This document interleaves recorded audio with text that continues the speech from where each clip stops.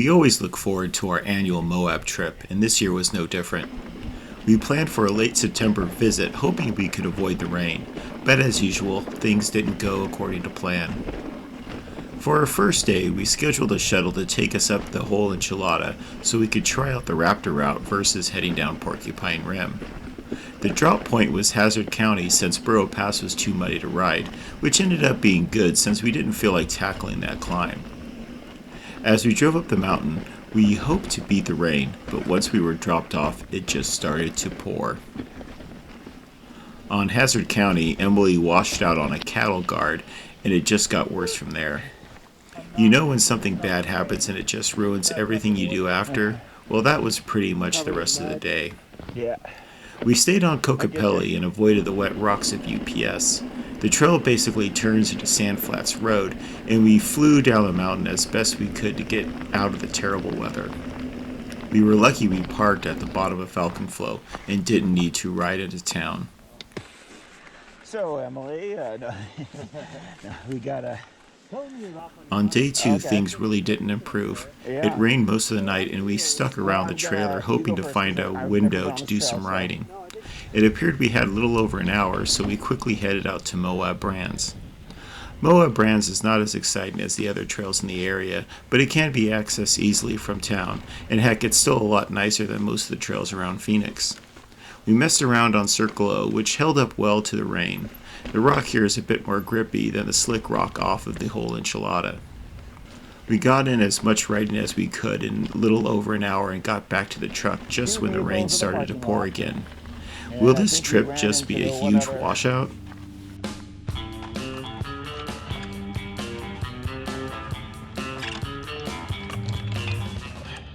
Then on the third day there was light. The sun finally came out and we had to plan an epic ride. We couldn't get a shuttle to the top of Raptor route, so we decided to do a parcel shuttle and do an epic climb to the top. We're paperboying up the serpentine back and forth up the mountain. And it's definitely a pretty good grade. Right here it's actually flattening out a little bit, so it's not too bad, but as you can see up ahead, well, actually you probably can't because on the GoPro everything looks flat, so definitely we've been climbing for almost an hour now and we're making our way up to the top. We parked at the top of Falcon Flow because that's the last parking available. So we had to take Eagle Eye, we had to climb up the road to get to it, so either way. The Raptor route are a newest set of trails people can take instead of Porcupine Rim. Right. If you are doing the whole enchilada and getting tired, you may want an easier exit, and these trails are the answer. The entrance for Eagle Eye. When we rode this in late September, it only consisted of Eagle Eye and Falcon Flow. The trail builders were working on a connection trail called Hawk's Glide, and it is now currently open. There is a final trail currently under evaluation called Kestrel Run, which would connect Falcon Flow with Campground F and the Sandflats Recreation Area. Of climbing, what do you get? 1462. So it's funny, I'm climbing, you get more, I get less. Down we go. Down we go.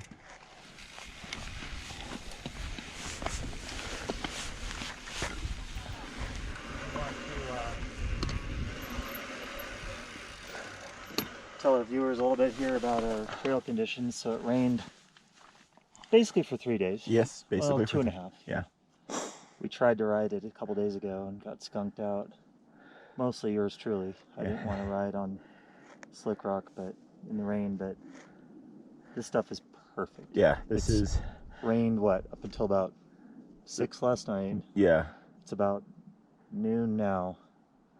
And the tackiness is perfect. Yeah, it's not. So, it doesn't stick to the tires. It digs deep, and it's traction. Nope, already got some good hits. All right, here we go down Eagle Eye.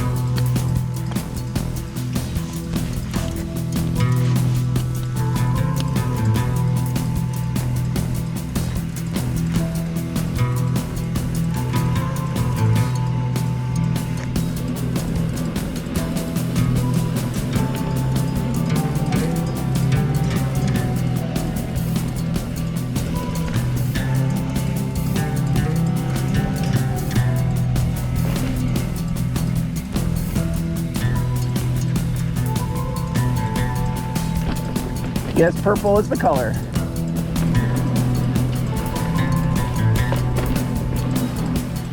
So but it's definitely pretty flowy so far.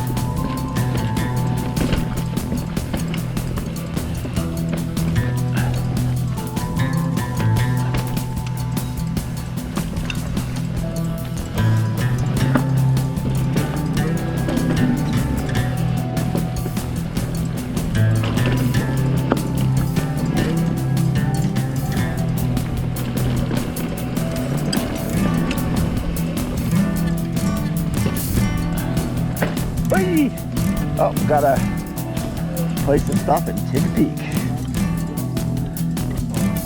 No, we don't. Let's get the right angle here.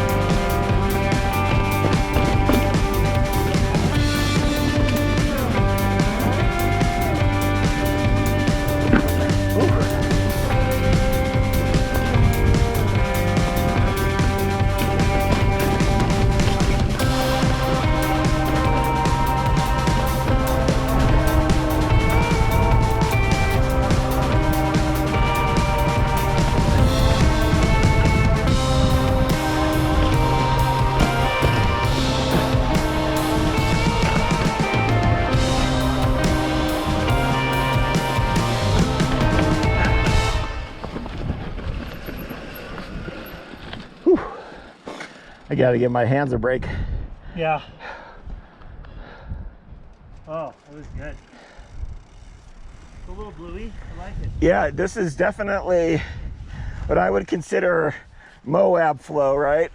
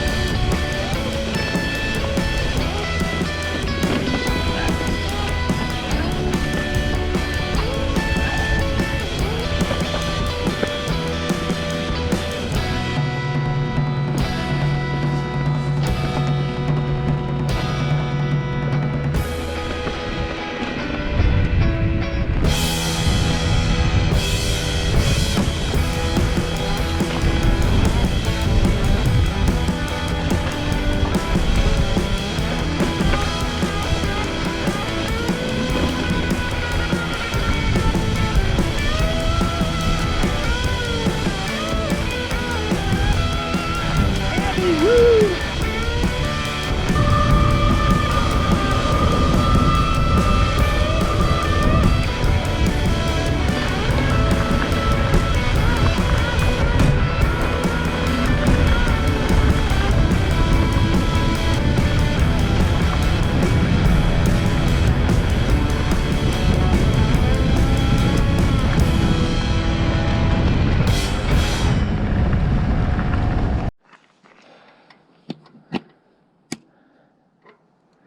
Go for it. You don't want to go? No, you go first because you get so ahead of me anyway, so it's fine.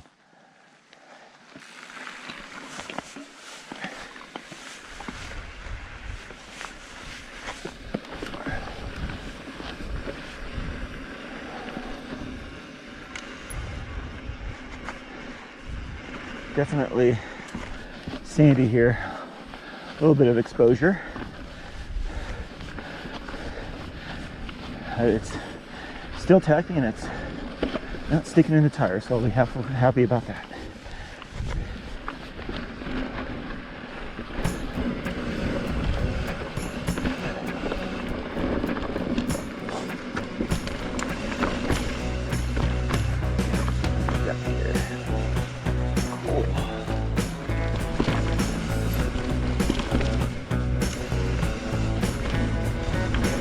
Not a snake.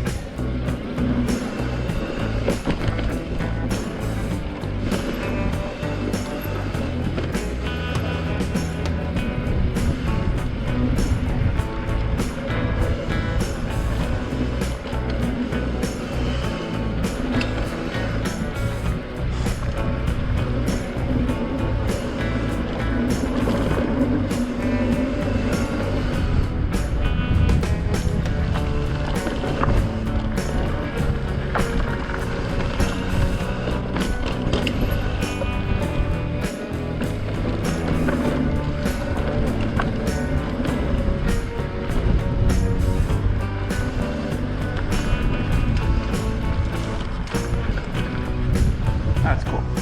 Yeah, I like those rocks. Looks like you got an alternate line here of a nice big drop, but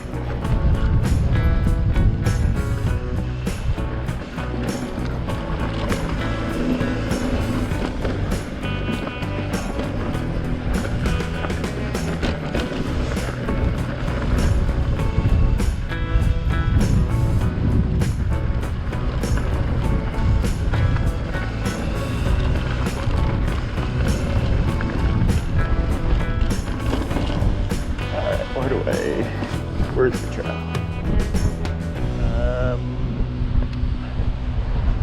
Must be this way.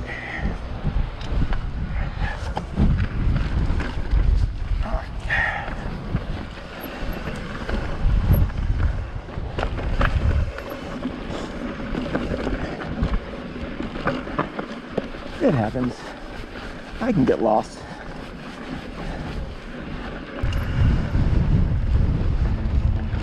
Wind is blowing. Definitely you're probably gonna hear it.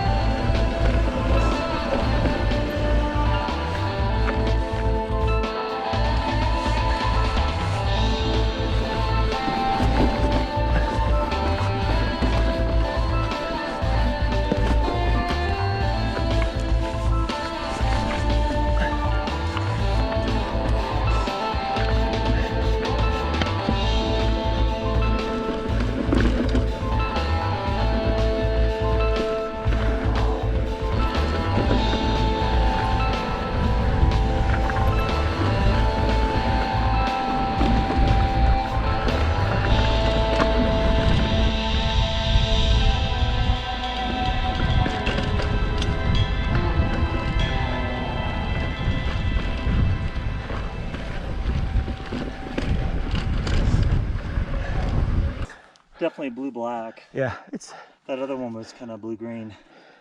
I would say the other one was just blue. This one's definitely, this one's got little challenging features. And I don't think none of them are out of reach or anything. They just need, if we were to sit back in session, then we probably could do it. We've only gotten off on like a couple of them, 3. Yeah. Like, I think we're doing really good. Yeah.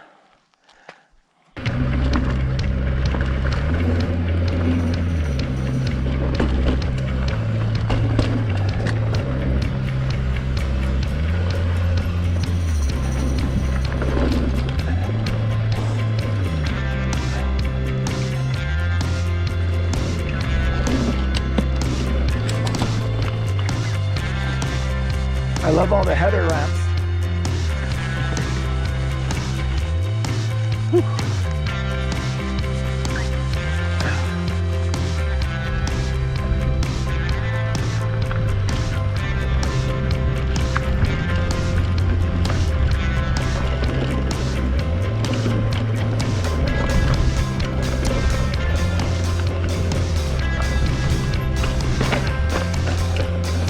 All right, that makes up for missing that public drop.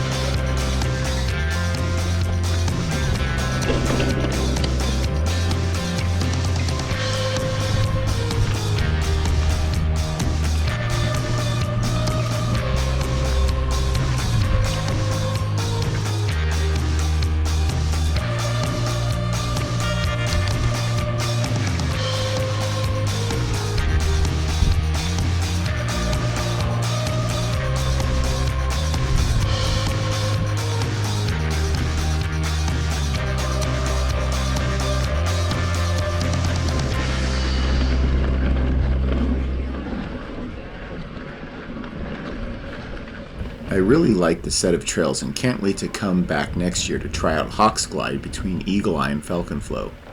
These type of blue trails are my favorite and have enough flow with challenging sections to keep the ride fun and exciting without needing to hike a bike. We did learn that there is a place to park at the top of Eagle Eye, so next time we'll shuttle all the way to the top and avoid the extra 1,400 feet of climbing.